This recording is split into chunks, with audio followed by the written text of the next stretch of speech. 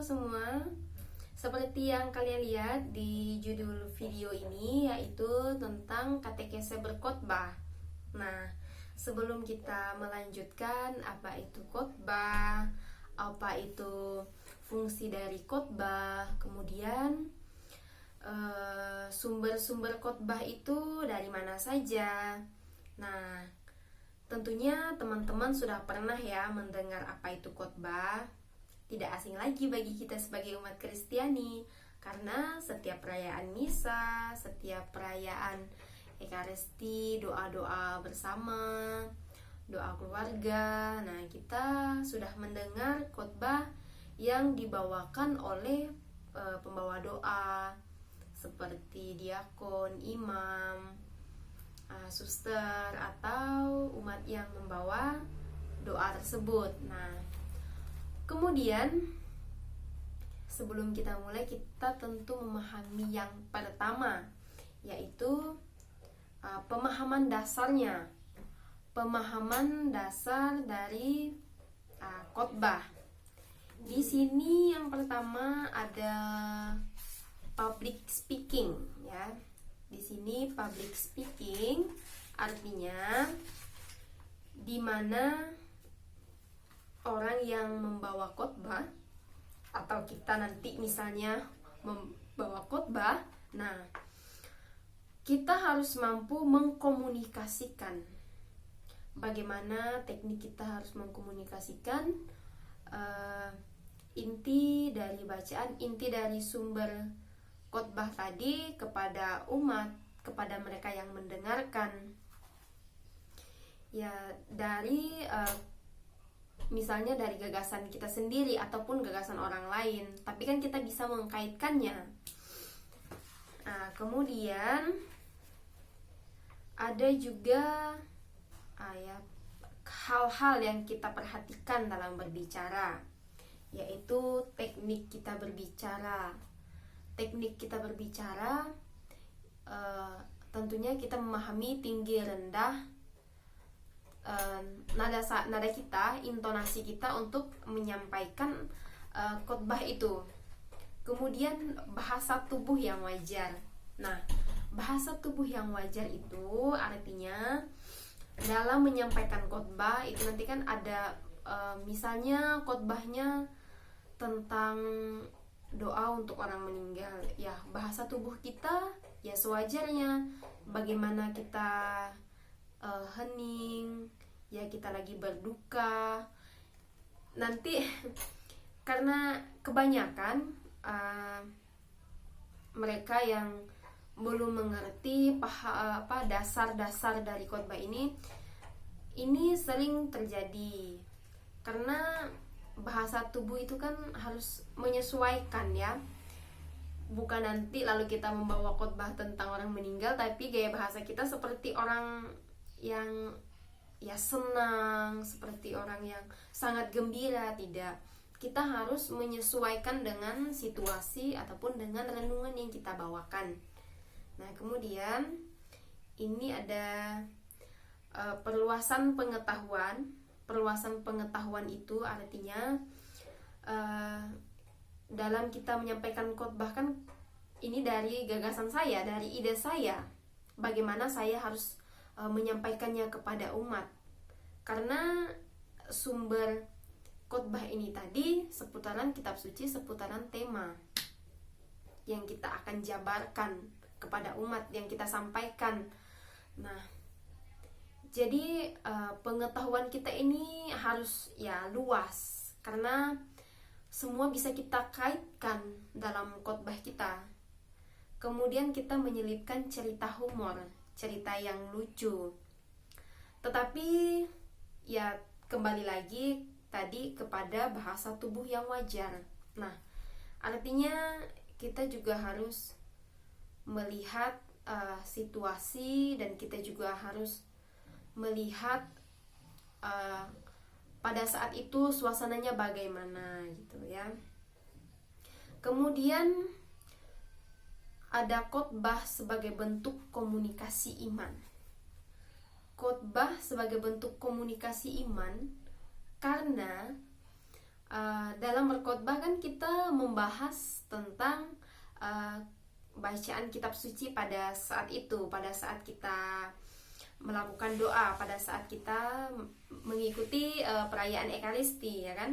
Nah, artinya kita harus mampu menghubungkan pengkhotbah dengan khotbahnya.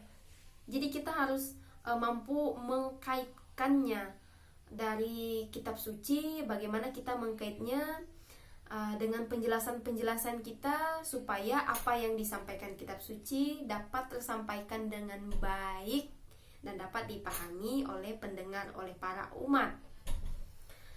Kemudian sasaran dan tujuan khotbah. Di sini yang pertama, merasakan dan mengalami Allah yang hadir di dalam diri kita. Nah, di sini artinya sasaran khotbah itu yang utama. Ya, kita sebagai pengkhotbah harus mampu membawa umat untuk merasakan bahwa Allah hadir di tengah-tengah kita pada saat itu. Kemudian memahami arti sabda Allah bagi kehidupan. Nah, ini yang penting juga karena kebanyakan umat tidak memahami apa itu sabda Allah. Nah, untuk memahami sabda Allah bagi kehidupan, yaitu tadi pengkhotbah harus mampu menyampaikannya. Inti dan pesan moral yang disampaikan oleh bacaan harus berarti bagi kehidupan. Ya, bagaimanapun bacaannya, yang membawa khotbah harus mampu menyatakan bahwa arti sabda Allah bagi kehidupan. Kemudian mengarah pada pertobatan, ya. Di sini mengarah pada pertobatan artinya ya bacaan yang kita dengar tadi seputar bacaan kitab suci pasti akan menyampaikan pesan, dan itu tetap mengarah pada pertobatan. Maka di dalam khotbah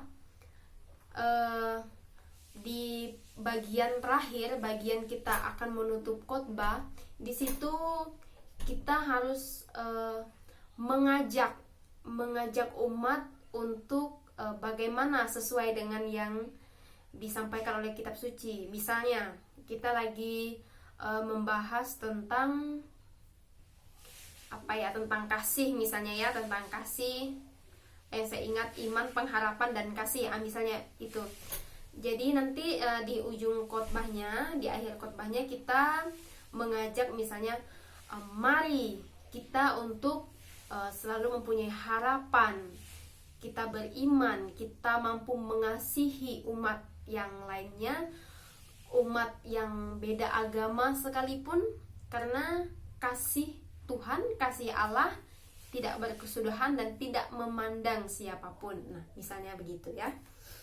Kemudian sumber-sumber khotbah.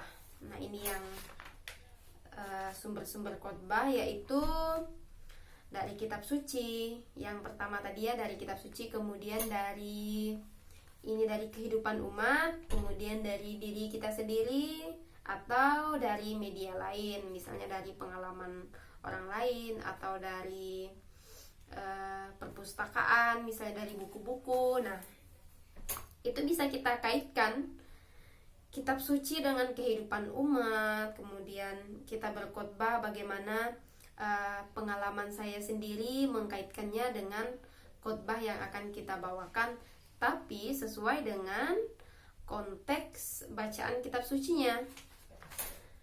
Kemudian berbagai pendekatan dalam khotbah, yaitu tentang membahas permasalahan, kita membahas topik ya.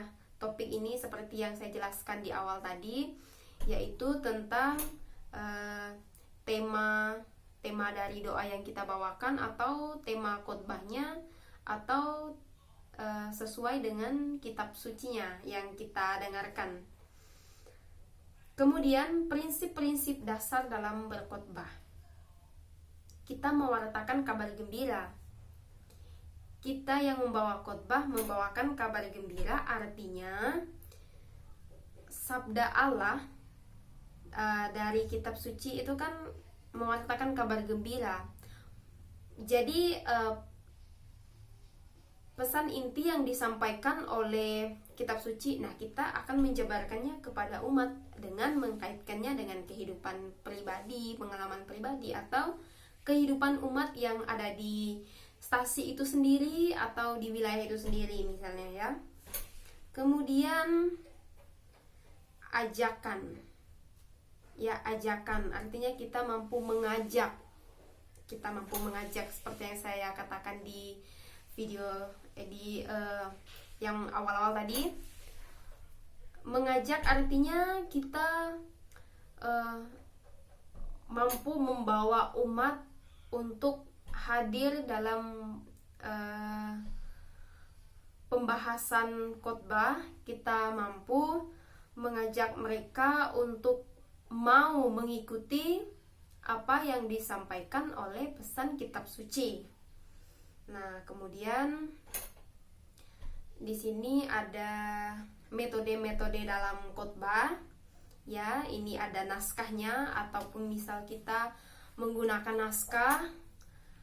Menggunakan naskah itu mungkin ya karena kita belum terlalu memahami semua apa yang dibahas oleh membahas oleh kitab suci. Jadi boleh kita tulis dalam bentuk naskah, nanti kita akan bacakan. Kemudian dalam bentuk hafalan. Nah, dalam bentuk hafalan artinya kalau menurut saya bedanya naskah dengan hafalan itu mungkin karena kita memilih naskah karena kita belum memahami terlalu, kita belum mampu untuk menyimpan dalam memori kita apa-apa yang akan kita bahas sehingga kita memerlukan naskah.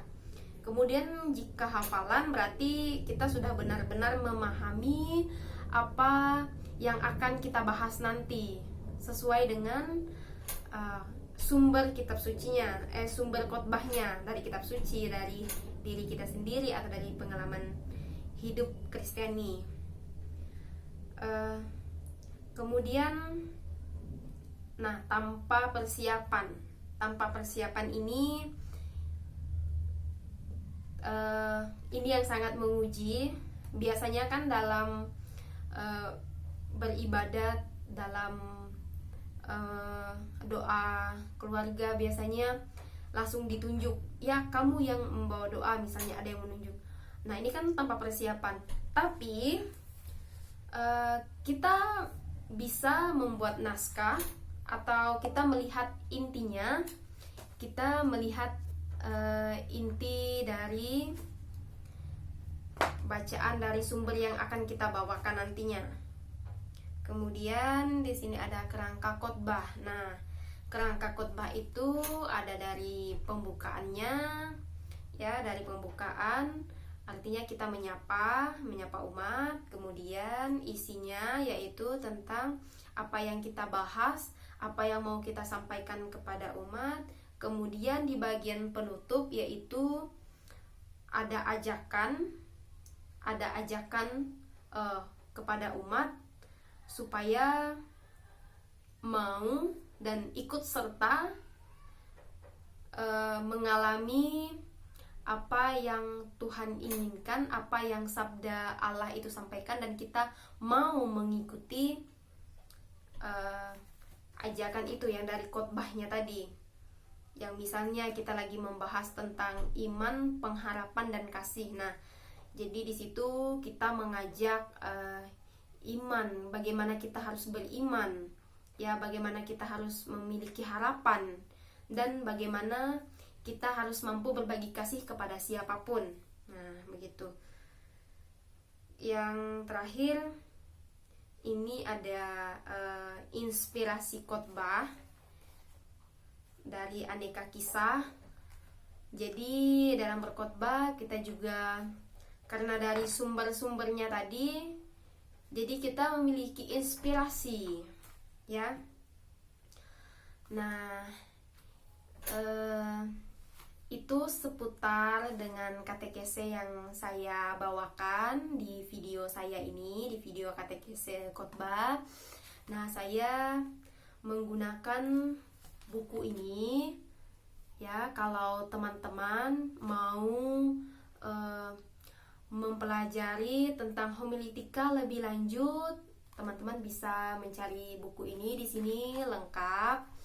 Nah, jadi untuk teman-teman yang tidak dapat membeli buku ini, ya semoga video saya, video katekese ini bisa membantu teman-teman semua dalam berkhotbah, dalam memberi renungan dimanapun pas kita lagi bertugas, misalnya kita memimpin doa dan memberi khotbah. Nah, semoga video ini bermanfaat untuk kita semua. Yang suka silahkan di like videonya dan jangan lupa subscribe. Terima kasih.